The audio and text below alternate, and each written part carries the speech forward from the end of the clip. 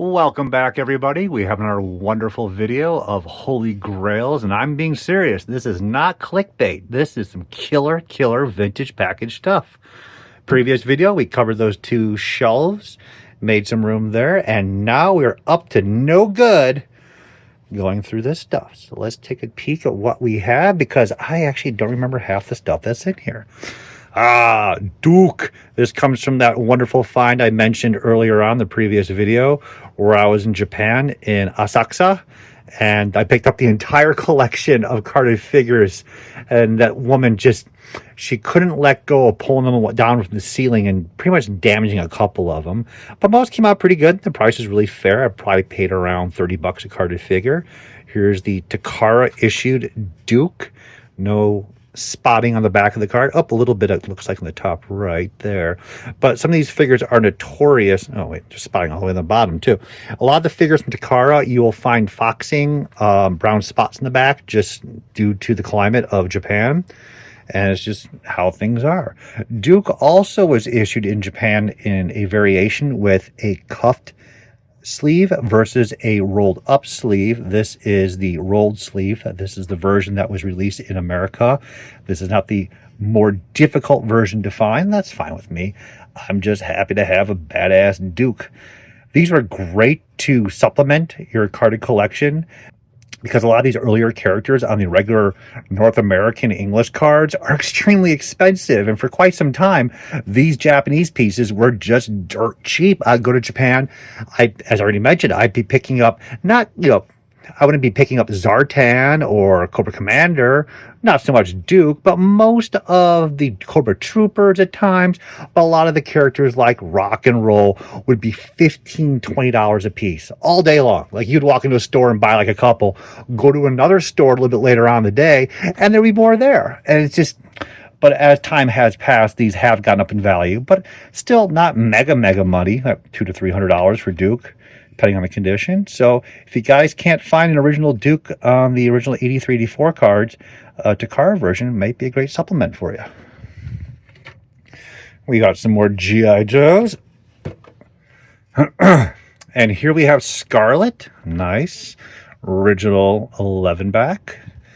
Her O-ring is still intact. I've been very fortunate with all my O-rings. I've been hearing about people having their O-rings just disintegrating in the package and the figure just comes apart. I've not had it happen yet. Of course, I'm not going to shake the figure to figure out if it is, but you can see it pretty clearly. She's intact. This one was a piece I was trying to pick up years ago, and I found a person on eBay, and they were selling this at minimum bid, and we're talking like late 90s. Oh my God, I'm so old. And I picked it up thinking it'd be dead stock fresh, and they sent me this piece with a giant rip on the top of the bubble there. Look at that rip. Oh my God. And I complained. I was like, look, I paid $100 for this figure, and it clearly has issues. And they're like, oh, whatever.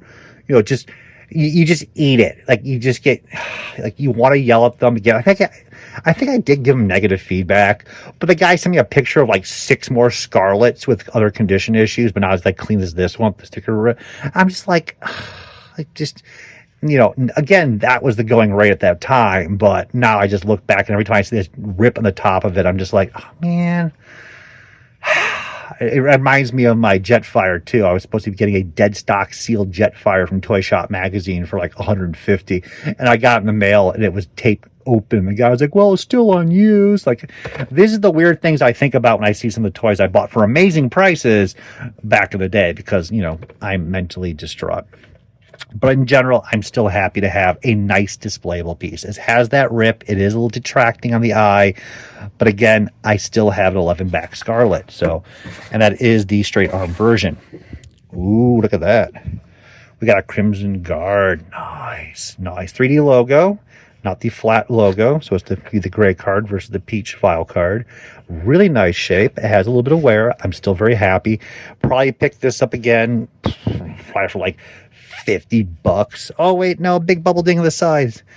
But again, at this point, the cost of a Crimson Guard to pay $700 for a nice AFA 80, I just can't do it. So I'm just happy to have what I have at this point. So it is what it is. Maybe we'll find another Crimson Guard here. I don't know. I mean, I really don't know what's here. We have so many carded figures behind me, too, that I haven't gone through in years. And that's what we're doing. We're just trying to go through what I bought all these years ago. But Crimson Guard is absolutely just a fan fave from so many people. I love the back of the file card, if I'm correctly remembering. Watch out. That friendly new neighbor of yours might just have a red uniform hanging in their closet. That was just... They put so much effort into creating these characters, while so many toy lines just pumped it out and just made it like just a toy. And this was just so much heart and love was put into this, making it more than just a toy. And that's why people love this stuff to this day. Speaking of love, we got the Frogman. Look at this old case, too. It's not that old, but this is the side case that flips hinge. Nice, nice. I'm not seeing any issues with it. Nice. This might actually be an AF85. Is that shocking? Cobra Frogman. Look how pissed off he is. He is serious. That backpack actually is proportionally just gigantic compared to the actual figure. I didn't realize that until now. The backpack is actually just larger than the character almost. It's kind of detracting, but it's all good, man. Look at that face. He's like, he is just ready to kill someone. And I'm on board with that. I am on board. And of course, the other greatest G.I. Joe character of them all, Cosmos. Look at that. I paid $50 at Krypton Comics. The star case is aging. Isn't that sad? The bubble on the figure, thankfully, is not yellowed. I should have bought more Transformers in the day. $50. Isn't that crazy? It is kind of sad that the mini cards like this, they transform partially in the bubble. So you never get a win all the time, especially with like Cliff Jumper or Bumblebee. Their heads just flop down. You spend like 20 minutes like just shaking. It's like, come on, get up, get up, get up. But still happy to have that. The gray border version versus the white border version of the photo. There's two different variants. And I mean, if I was just collecting Transformers only, I would be really focused on all those variants. But I collect too many toy lines as it is. So there's just no reason to collect those things. And again, when they were $50 each years ago, then it was much more fun to be like, yeah, let's get all the variants. And then now you're like $2 to $3 to $4 plus $100, you know, especially graded high grades. I'm again just happy with what I have. We'll go to this side. We have Tommy, Lord Gale. So this is Zoids. Is this a block system? Yeah, this is the block system. They had an internal block system you pegged together, and then you put the arms, weapons, and wings, and so forth on that block system. This piece was only issued in Japan. I love how, like, it's bulging on this. I think the tape broke just from age. Isn't that sad? Again, the market on these things is a bit up. Probably worth about 75 to 100, but I'm not letting it go because I just like Zoids. But this isn't really a classic looking Zoid of dinosaurs and ancient creatures and just regular animals. This is more like a weird gargoyle type. So actually it literally says up there gargoyle. And so it's unique, but it's not like completely Zoid feeling for me. But you know what? I already have it. It's all good. Zoids is a fantastic line that's been going on since the 80s. And they've been upgrading the posability, the details, the animes that come out. So there's a decent following for it. It's just not a huge following in North America because it's a weird toy line because it's a model kit line. And therefore, a lot of people want action figures versus model kits. So it's this weird division there. But that being said, oh, I didn't get over here yet. Wait, did we cover that already? I think, nope. Oh, I moved stuff around. Oh my God. Okay, now I'm realizing what we have here. Let's see. So we didn't cover this piece last time. I remember that. Hold on, I got a specialized piece there. I got to move out of the way. So here we have the Battle Beast store display. This is the original Japanese mountain display. It's exceptionally rare, vacuum-formed mountain display. There's supposedly little trees that the store would put on the display that came with it, and there's a plexiglass cover case that goes over it. You put little battle beasts on display to help sell the product for Takara. It's just, I mean, I bought this thing, oh my God, probably in the early 2000s, and there's just so few of these things that ever even show up in Japan. It's just bonkers. And I'm just happy to have this. Battle Beast and Dino Riders is one of my top favorite toy lines of all time. Just so many happy memories when I had those as a kid. So I always made sure to get anything I could, novelty-wise, toy-wise, pre-production-wise, for Battle Beasts. And it's a challenge. It really is. I like to get this upgraded, but to my knowledge, there's less of these displays that I can count on my hands. And I know you're shocked that I can count, but yes, still a wonderful piece, especially when you get to vacuum form. Three-dimensional displays versus two-dimensional like cardboard displays. These cost much more money to make. These pieces would only be sent to specific large chain stores that had bought a huge amount of quantity of Battle Beasts to sell, and they would want this. So that it's just, there's not many of these made, let alone how many survive. So, oh my God, just, again, so happy I paid the premium all those years ago. And then from previous video, we had a shuttle gun from Thundercats, which was just a mutant fist pounder accessories placed and made into a vehicle for Argentina. It used to be very common, and now they're just extremely rare. Then we have a AF-85 wheeljack. We have here Golf. Big fan of the Seacons. I don't think these are sealed. Are they sealed? Oh, this one's sealed.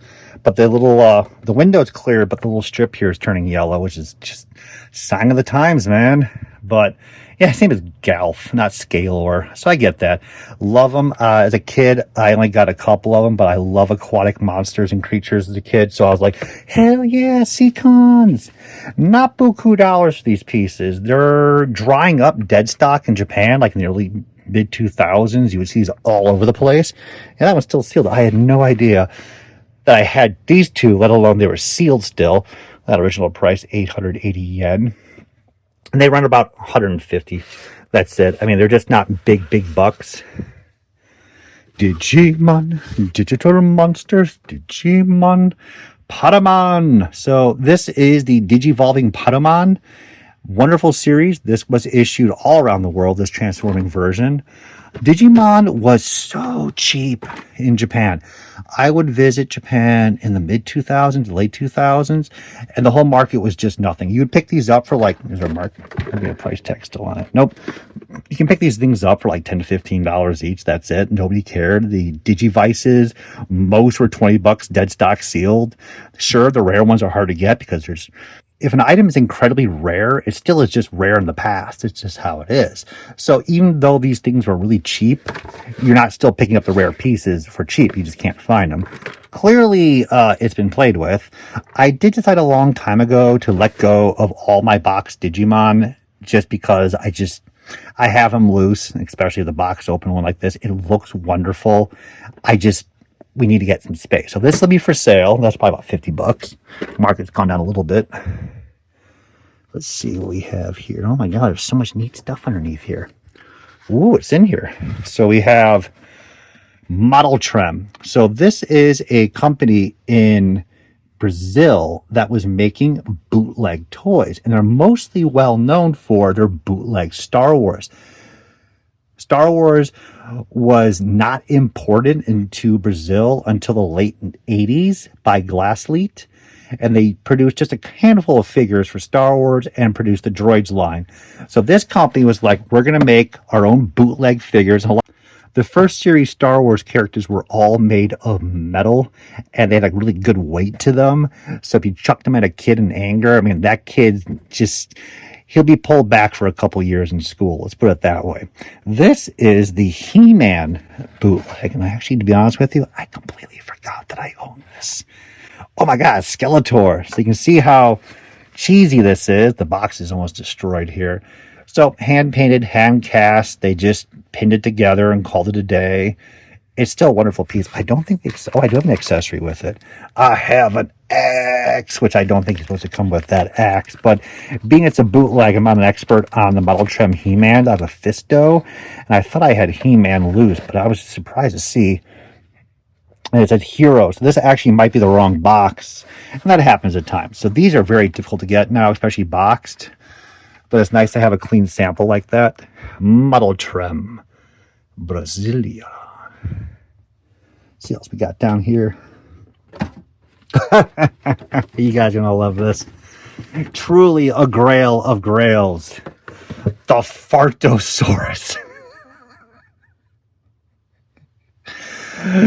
I forgot about this. This is amazing. Can you imagine the guy who was contracted to draw this artwork? He's like, yeah, what do you want me to do? I want you to draw package artwork for the Fart-o-saurus. Excuse me? The pterodactyl falling out of the sky. The Stegosaurus is like, I'm done. Well, it continues on. The real reason why the dinosaurs became extinct. Oh my god, I think when I first found this at the toy show, I was so excited. 1986. We gotta take a look at it. We're gonna wrap the video up with this one. We're gonna do one more after this. But oh my god, I think it's the farting mechanism's long gone. Oh my god, he is terrifyingly just... I can feel his anguish, man. Yeah, so it should be one of those little rubber back ends. But it's long past its time. It just dried up and died. That is gotta be an incredibly rare toy. I don't think many people know this even exists. And that is why we're going through this stuff. It's just... There's so much cool stuff. We have so many toys and so many fascinating things to go through still for this YouTube channel. So stay tuned. Keep watching. I love you guys.